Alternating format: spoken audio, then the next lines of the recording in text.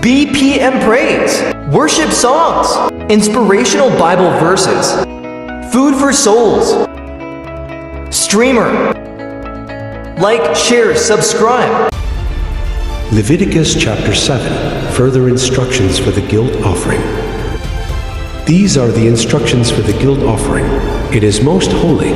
The animal sacrificed as a guilt offering must be slaughtered at the place where the burnt offerings are slaughtered, and its blood must be splattered against all sides of the altar. The priest will then offer all its fat on the altar, including the fat of the broad tail, the fat around the internal organs, the 2 kidneys, and the fat around them near the loins, and the long lobe of the liver. These are to be removed with the kidneys, and the priests will burn them on the altar as a special gift presented to the Lord. This is the guilt offering. Any male from a priest's family may eat the meat.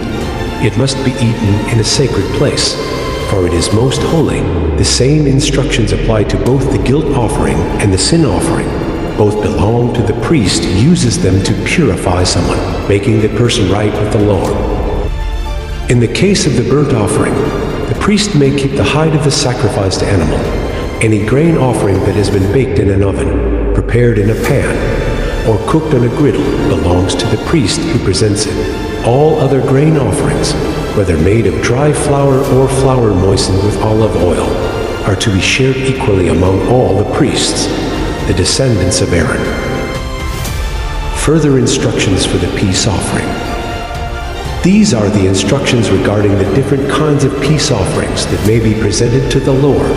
If you present your peace offering as an expression of thanksgiving, the usual animal sacrifice must be accompanied by various kinds of bread made without yeast, thin cakes mixed with olive oil, wafers spread with oil, and cakes made of choice flour mixed with olive oil. This peace offering of thanksgiving must also be accompanied by loaves of bread made with yeast.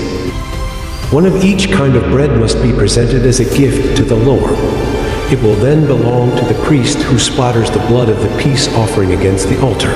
The meat of the peace offering of thanksgiving must be eaten on the same day it is offered. None of it may be saved for the next morning. If you bring an offering to fulfill a vow or as a voluntary offering, the meat must be eaten on the same day the sacrifice is offered, but whatever is left over may be eaten on the second day. Any meat left over until the 3rd day must be completely burned up.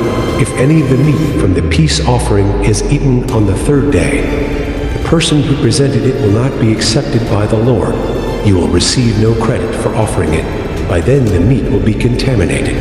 If you eat it, you will be punished for your sin. Meat that touches anything ceremonially unclean may not be eaten. It must be completely burned up. The rest of the meat may be eaten, but only by people who are ceremonially clean. If you are ceremonially unclean, and you eat meat from a peace offering that was presented to the Lord, you will be cut off from the community. If you touch anything that is unclean, whether it is human defilement or an unclean animal or any other unclean, detestable thing, and then eat meat from a peace offering presented to the Lord, you will be cut off from the community. The forbidden blood and fat. Then the Lord said to Moses, "Give the following instructions to the people of Israel. You must never eat fat, whether from cattle, sheep, or goats. The fat of an animal found dead or torn to pieces by wild animals must never be eaten, though it may be used for any other purpose. Anyone who eats fat from an animal presented as a special gift to the Lord will be cut off from the community. No matter where you live, you must never consume the blood of any bird or animal. Anyone who consumes blood will be cut off from the community." A portion for the priests. Then the Lord said to Moses, "Give the following instructions to the people of Israel. When you present a peace offering to the Lord, bring part of it as a gift to the Lord. Present it to the Lord with your own hands as a special gift to the Lord. Bring the fat of the animal, together with the breast, and lift up the breast as a special offering to the Lord. Then the priest will burn the fat on the altar, but the breast will belong to Aaron and his descendants. Give the right thigh of your peace offering to the priest as a gift. The right thigh must always be given to the priest who offers the blood and the fat of the peace offering, For I have reserved the breast of the special offering and the right thigh of the sacred offering for the priests. It is the permanent right of Aaron and his descendants to share in the peace offerings brought by the people of Israel. This is their rightful share. The special gifts presented to the Lord have been reserved for Aaron and his descendants from the time they were set apart to serve the Lord as priests on the day they were anointed. The Lord commanded the Israelites to give these portions to the priests as their permanent share from generation to generation.